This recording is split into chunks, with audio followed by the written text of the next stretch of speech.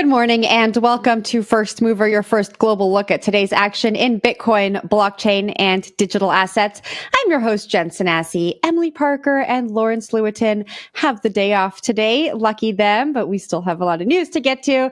First, let's take a look at what's happening in the markets this morning, starting with Bitcoin. The CoinDesk Bitcoin price XBX index is currently at 30,209.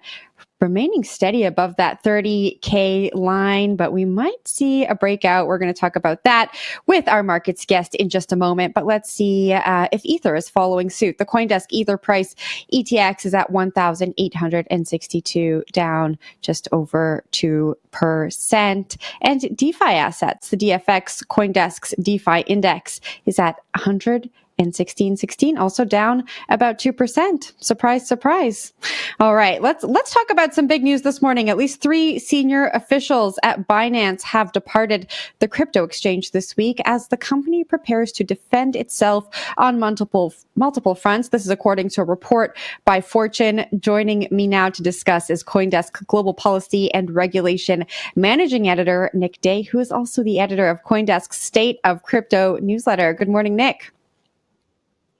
Good morning. Happy Friday. Dan too, yeah. Thank you very much. It's not a happy Friday for Binance. The publication said Binance's general counsel, chief strategy officer, and SVP for compliance are among those who resigned. Bloomberg is reporting the chief business officer at the company also left. What's happening at Binance? Why are we seeing this exodus? Yeah, so, multiple executives leaving at roughly the same time is never usually a good sign. Fortune is saying that these departures are in response to CZ and Binance's response to possible pending, U.S. Department of Justice action. It's been rumored for a while now that the DOJ has been investigating Binance, and, with the lawsuits from the SEC and the CFTC this year, it's very possible that the DOJ action, which will be, likely more serious just because of possible criminal penalties, is coming, much closer than either of those other investigations have been. Now, CZ responded on Twitter last night. What did he have to say? Obviously, he denied that it's a bad thing. Generally speaking, CZ has taken this tack where if there's any negative news about Binance, he downplays it as FUD. He basically took a very similar track in a very long tweet yesterday. I'm not going to read it out loud, but I think you have it on the screen there. Mm-hmm. He's saying that, this happens. Patrick Hillman likewise similarly put out a statement, also in a long form tweet, saying that it was simply time and not, denying that it had anything to do with possible DOJ actions or, the company's business as it is.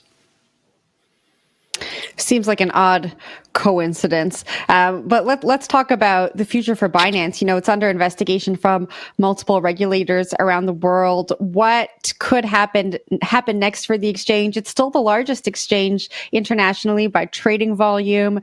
What do you expect to see happen for them? I guess the big question is whether or not the U.S. DOJ will file a suit and bring charges. One of the rumors that is circulating right now, or one of the theories rather, is that the DOJ is holding off because, oftentimes it won't reveal charges. It'll file them under seal until they're able to arrest the subject that is named. That could be one of the things that's happening right now. So we don't know for sure if the DOJ has actually brought charges or not. That's just one of the options, possibilities. As far as Binance itself, we've talked earlier this week about it being searched by Australian regulators. We've talked in the past about French regulators taking a look at the company's business.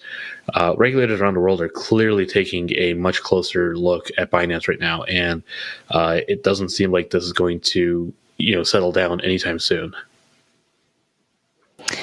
All right, Nick, thanks for joining us this morning. I'm sure you'll be back next week with an update on what's happening in the Binance saga. It seems we get news every day on this.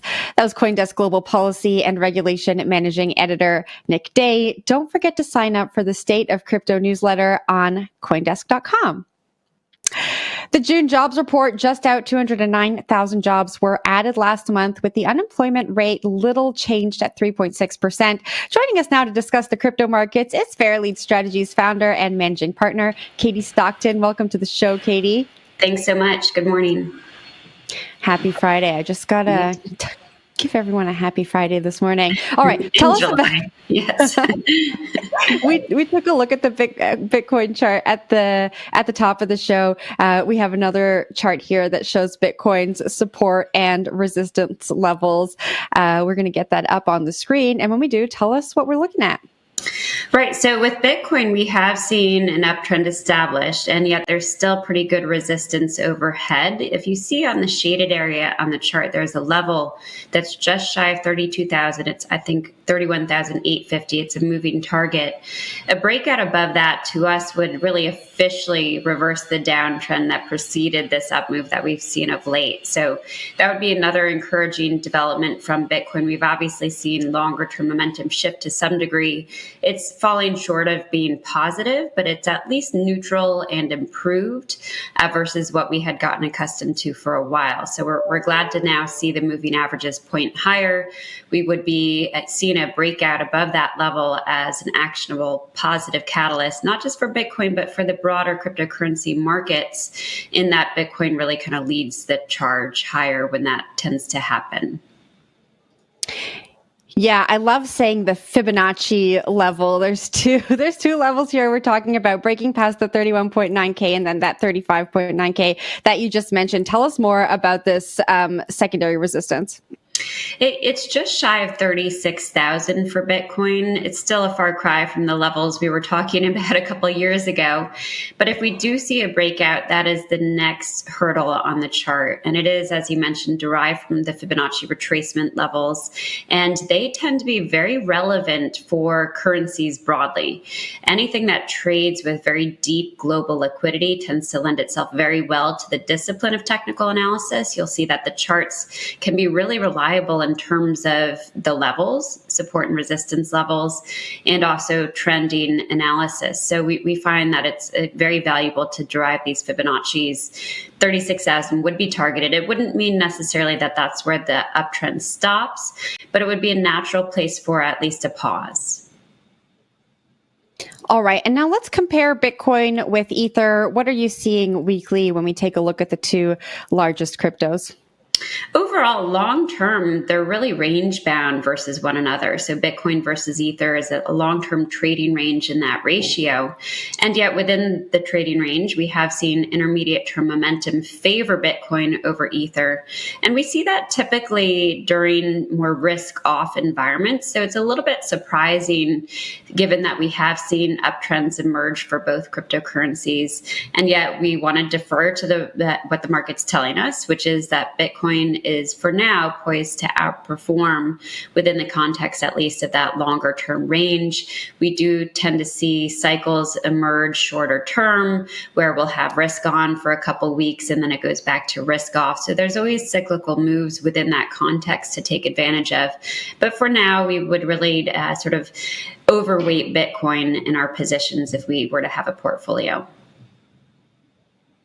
And now another mention of Fibonacci. You point out how crypto exchange Coinbase broke out above the trend line resistance extending back to August of 2022. Explain that significance for us.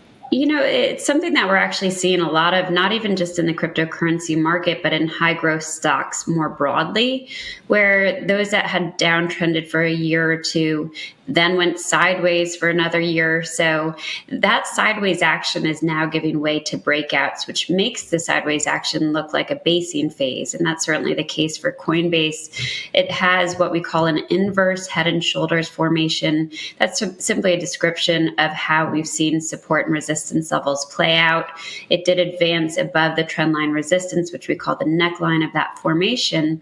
And the next targeted resistance is around $88. So we are compelled by the basing phases. We wouldn't want an entire portfolio to look like those kind of turnarounds, but rather we would always prefer to see stocks that have established long-term uptrends.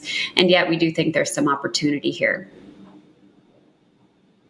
Katie, thank you very much for joining the show this morning. Of course. Have a nice weekend. You too. That was Fairlead Strategies founder and managing partner, Katie Stockton. We're going to take a quick break. And when we come back, the race for a spot Bitcoin ETF, we speak to Bitwise Chief Investment Officer about their latest filing right after this.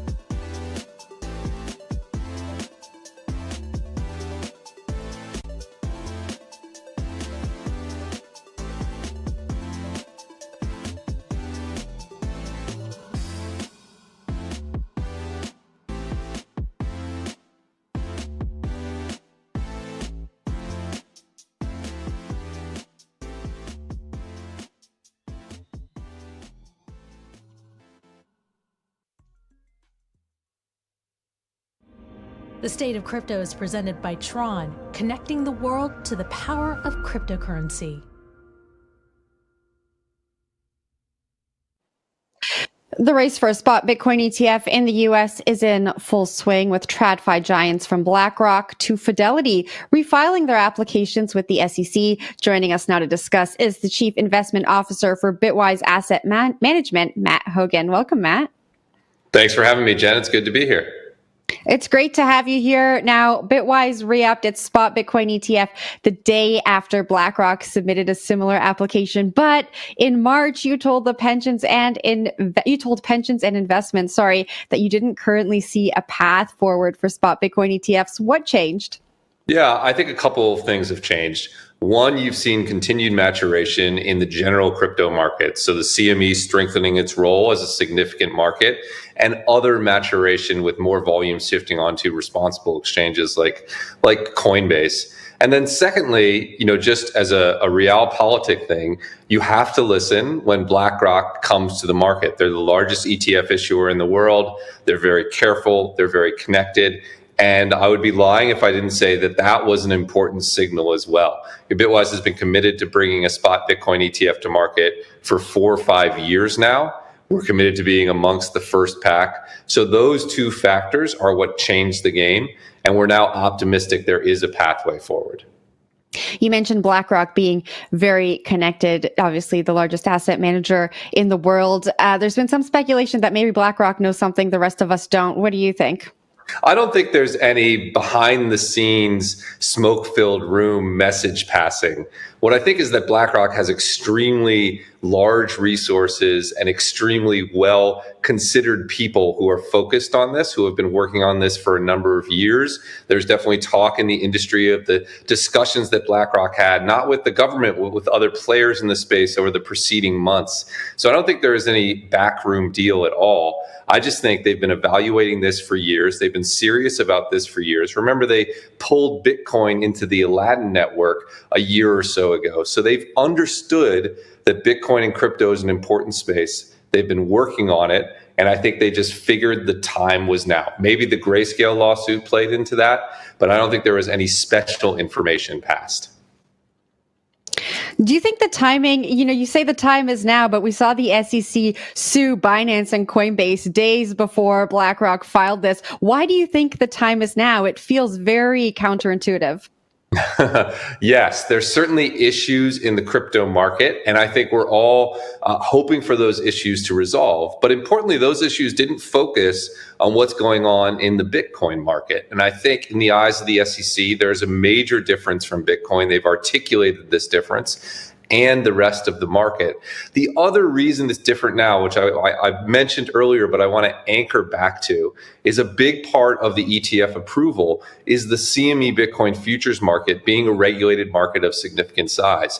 And if you think over the course of the last year, we've seen increasing volumes, increasing open interest. We've seen Bitcoin futures ETFs trade successfully on the market for nearly 2 years now, tracking that price with great fidelity. And I think those are real world examples of how the sort of institutional arm of crypto has leveled up and become more important, even as regulators are cracking down on the worst sort of excesses of the retail aspects of crypto. And I think the SEC is willing to separate those two and make an evaluation on the facts. Now, the surveillance sharing piece of these ETFs have become a real talking point. The NYSE ARCA filing for Bitwise's proposed trust doesn't explicitly say whether it's entered into a surveillance sharing agreement with the crypto marketplace. Is that coming? That's correct. Obviously, I can't speak to what's in the filing beyond what is specifically in there. I will say that I think the successful spot Bitcoin ETF application will need to include multiple pieces of analysis, including analysis focused on the CME market. Obviously, surveillance sharing agreements are an interesting idea, but I think it's going to be a holistic approach. And that's certainly the approach that Bitwise is taking. I think I know your answer to this question based on your last, but I got to ask, Coinbase is listed as the Bitcoin custodian for BlackRock's proposed ETF. Do you have a custodian? Obviously, as you guessed, I can't speak to what's in the filing beyond what's in the filing itself. All right. Report from JP Morgan came out this morning, and their analysts are saying that the ETF is not going to be a game changer for crypto markets here in the U.S. Of course, we've seen ETFs launched in different countries. What do you think an ETF would imply for crypto markets? Yeah, I saw that report. I think the JP Morgan crypto analysts are exceptional analysts, but I think they may be missing the boat here. For one, I'd point out that the largest Canadian ETF has $600 million in AUM, and the US is 30x times the size of that market. So you could scale that up. That's a significant impact. But there's also a critical difference between the US ETF market and markets in Canada and in Europe, which is that in Canada and Europe, there is not the financial advisor marketplace dominating the ETF space the way it is in the US. In the US, one of the major user groups are financial advisors who control something like $20 trillion of wealth here. That doesn't exist in other markets. We think those are the first adopters of a spot Bitcoin ETF, and that is a gigantic pool of capital that right now has a hard time allocating to this space. And once there's a spot Bitcoin ETF, it will be push button easy. So I don't think there's a one-for-one comparison between Europe, Canada, and the US. They're just very different ETF markets. I do think a spot Bitcoin ETF is a game changer in the US. I think it's a phase shift. I think it's a sign we're entering the mainstream cycle of crypto, and we're really excited about the prospects of potentially bringing that forward.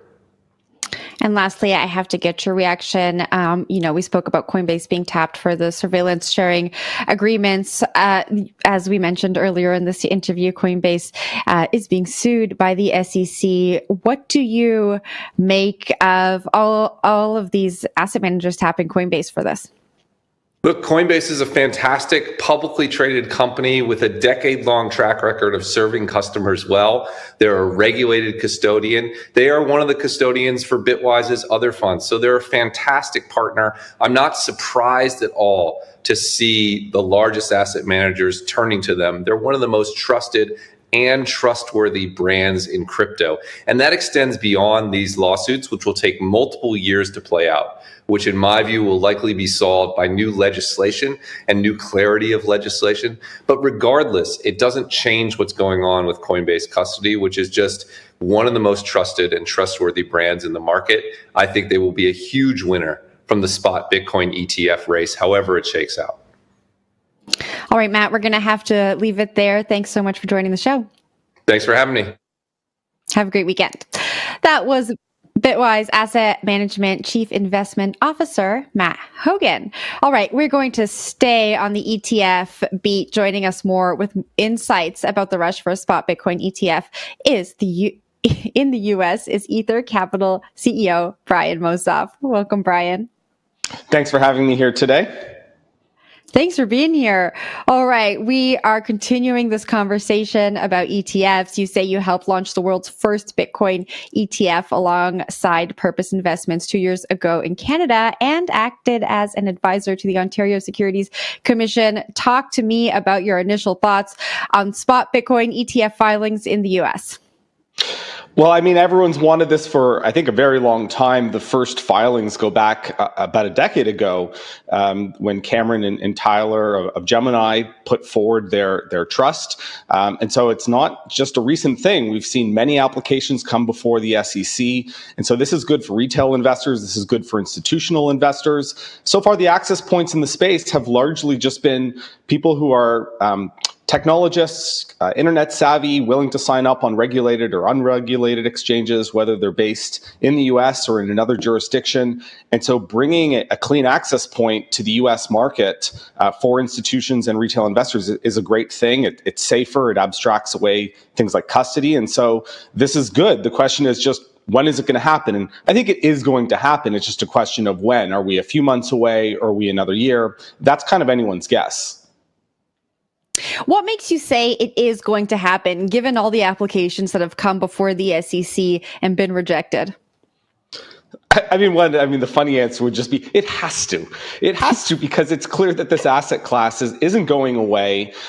Whether we're in a bull market or a bear market, there's still interest in the space. The pendulum swings, in terms of price and market sentiment, but the assets aren't going away. Bitcoin didn't die in that kind of 2018 to 2019 era. There was renewed interest in the 2020 and 2021 cycle. And now we're seeing again, as regional banks start to fail, there's questions around what's happening in geopolitical events. People want access to this asset. And the question is, what is it going to be? Another advantage of greenlighting something like an ETF is this is good for people to report taxes, to know that it's being held, inside of their jurisdiction, not on some foreign platform. This is good for a lot of reasons that government should lean into. You can ensure that people are getting exposure to an asset class that they want, but in a regulated way, in a safe way, in something that has reporting obligations, that has the right type of surveillance to make sure that the way that the underlying asset is being transacted isn't being used in illicit activity or from some unknown source. When these ETFs purchase the underlying product, it's going to come from OTC desks, it's going to come from exchanges that follow certain rules, that have the right types of registrations. That's a great thing versus people going into a self-hosted wallet and on-chain trying to figure out how they're going to buy it, or again, going to an unregulated platform. So there's all the reasons to lean into this if you're a government or a policymaker. The question just is going to be, when is it going to happen? So I don't know exactly when, but I think it's time, and everyone wants this. And I think including the SEC, it's just about hammering out the last bit of details. Our last guest said there is a big difference between the market in the US, Canada, and other jurisdictions when it comes to ETFs. Can you speak towards the adoption and reception of the ETF in Canada? When we launched with Purpose, the spot Bitcoin ETF was one of the biggest ETF launches in history. It had over $1 billion within its first month. That's Canadian dollars, so about 700 US. Currently, between the Bitcoin and Ether ETFs, there's well over $1.5 billion, and there's other asset managers as well that have these products in market. So there are people looking to buy these exposure points. There will continue to be, and as he was saying, there's a much larger market in the US that is ripe for disruption, that's ripe for gaining exposure. And so I think this is a good thing. Canada is a fairly conservative market, so we haven't seen over the last year a lot of new money flow into the space. There's a lot of hesitation in a post-FTX world, but we're starting to see slowly the interest come back. We're starting to see institutional investors and advisors reach out and ask questions about what the next catalyst is going to be for the industry, how things are shaping up around Ethereum and proof of stake and the opportunity to stake. And then the next question will be, could you even build a staked Ethereum ETF? And that's, I guess, a topic for a different day. But we're excited to, in Canada, I think we're leading the way here. The Ontario Securities Commission has been working collaboratively with industry to figure out how the platform should be registered, what would be appropriate to bring new ETF structures to market for different types of unique products. So the industry is maturing. These access points are coming to market, and I'm excited to be a part of that. You know, given your experience with the Ontario Securities Exchange and what you're saying about the landscape in Canada, what's your take on exchanges like Binance and others opting to leave Canada because regulation is too tight? They're saying that they're not able to work with it. Binance has done very well at bringing whatever the newest thing in crypto was to market first. Whether that was potentially a security or whatever the asset looked like, they wanted to make sure that they were giving their customers that exposure. And that's great for the customer, but it leaves a lot of gaps in terms of what the appropriateness is of those types of listings or products that they're offering out to their customers. And so if you're in a market that says, okay, we have some rules set up, we have certain expectations that we're going to put on you and what you can offer customers, but some of the activities you're going to have to pause, you're going to have to not offer to retail investors, that doesn't quite fit into Binance's model. And I respect that. I understand why they would pull out and say, we're just not ready at this point to take on the level of registrations and reporting obligations. It doesn't mean, I think, that forever they'll never exist in the Canadian market. But for now, for their business, it doesn't make sense for them to be there. That's a great opportunity for the Canadian exchanges. You're seeing big U.S. platforms like Coinbase do a pre-registration undertaking. It's what it's called currently in Canada. You're seeing them say, we're willing to play by the rules. We're going to do the registrations, and we're going to work with the regulators to make sure that we're compliant in this jurisdiction. So that's an opportunity for these platforms that are in the U.S. to lean into a jurisdiction that has started to create a path towards registration and to be compliant, and to say it's an important market. And to your points earlier, it's not the size of the US, but it's still, in terms of regulation, very similar to the US. The expectations are very similar. And so to go into that market and serve a customer base that looks very similar to an American one, that's a great thing. And they'll continue to expand their footprint into that area. You know, you just brought up Coinbase there. Coinbase is listed as the surveillance sharing partner in many of the spot Bitcoin ETFs here in the US. We've been talking so much about surveillance sharing, but we've not really gotten into what this actually means. Can you take some time to unpack that for us? I actually don't think that I'm the appropriate person to answer exactly what that means. I have just a very high level understanding of it, so I'll save that for another guest. All right. That is fair then. Okay, let's just leave it there. Thanks for joining the show. Thanks for having me. That was Ether Capital CEO Brian Mosoff. Coming up, Horizen has scrapped its privacy coin label. We'll talk to the CEO about the decision after this short break.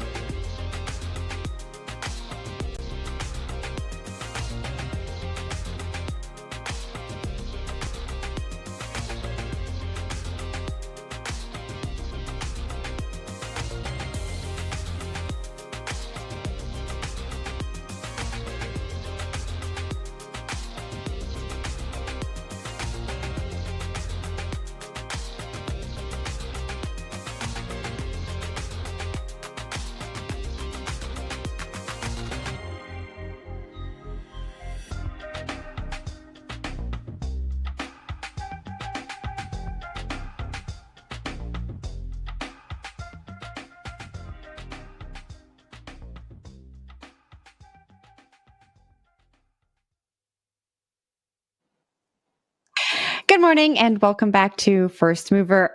Self-described layer zero blockchain Horizen is shedding its privacy coin moniker following global regulatory scrutiny. Joining us now to discuss is the co-founder and CEO of Horizen, Rob Viglione. Welcome to the show, Rob. Thank you. Pleasure to be here. Pleasure to have you here. Now, Horizen wrote in part on Twitter last week that Zen will no longer be considered a privacy coin after the deprecation of the main chain shielded pools. We are actively working with our exchange partners to keep Zen accessible for our global users. Tell us more about this move. Well, it was an easy move for us in the sense that our community demanded it. So, and that's probably the interesting thing about this story is that these communities evolve over time. And for us, we've been focusing on a zero knowledge interoperability technology for the last several years. And our community composition moved away from, we're still very privacy oriented, but they were, tired of, or I would say, nervous of the regulatory environment. And just from a pragmatic perspective, Zen was having a hard time getting listings in a bunch of different markets, in particular our Korean market. So, can you tell us a little bit more about the community's demands? What was the community saying? What were their concerns? Yeah, so the demand was to remove privacy from the layer zero. The reality was our architecture has evolved over the years so that we're basically an interoperability protocol with like a network of blockchains connected with snarks. And having a privacy, like coin anonymity at the L0 level just didn't make sense from a technical perspective. And then the reality was when we looked at the numbers of who was using it, we just didn't have that much demand within the community. We were talking about something like 0.4% of 1% of the Zen supply was actually actively using the shielding technology. So most of our users ended up not really caring about it from the coin anonymity perspective. They're more interested in privacy at the application layer.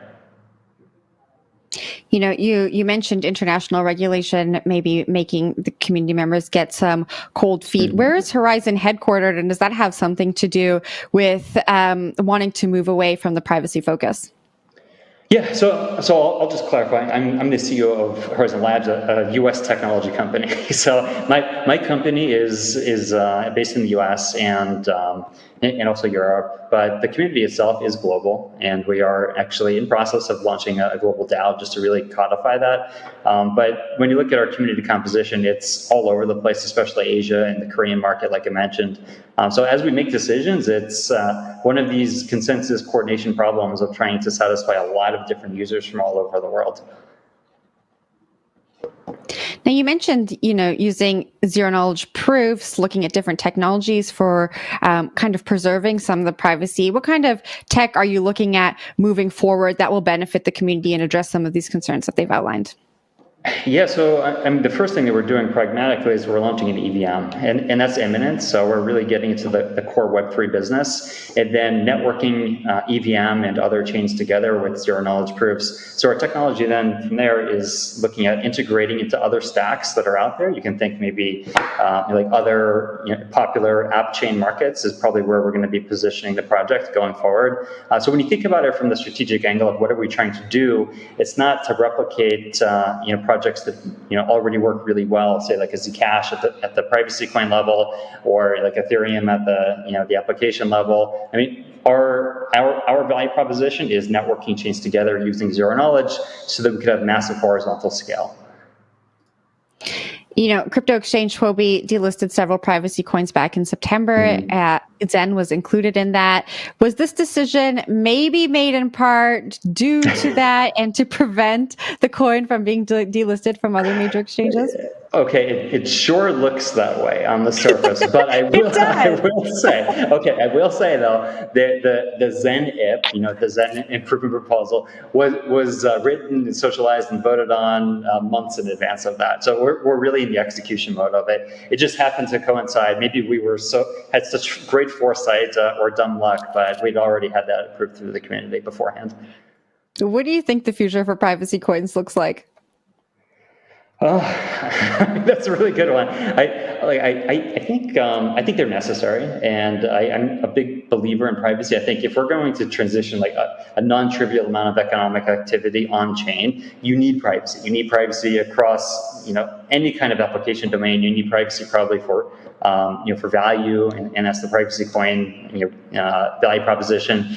I think these days, given regulatory uncertainty, a lot of people are nervous about where things are going, especially those that are in the U.S. and exchanges that want to, have U.S. customers. But I think it's going to be temporary, and that's just my crystal ball guess. Is I think years from now, if we look at this industry, privacy is going to be absolutely critical. Especially you just look at demographics of who's adopting cryptocurrency. When you look at demographics sub 60 years old, crypto's here to stay. This is not really a question. And when you think that crypto's here to stay and it's going to be everywhere, you're going to need privacy. So I think privacy coins have an amazing future. I just think that it might be a bumpy road in the near term.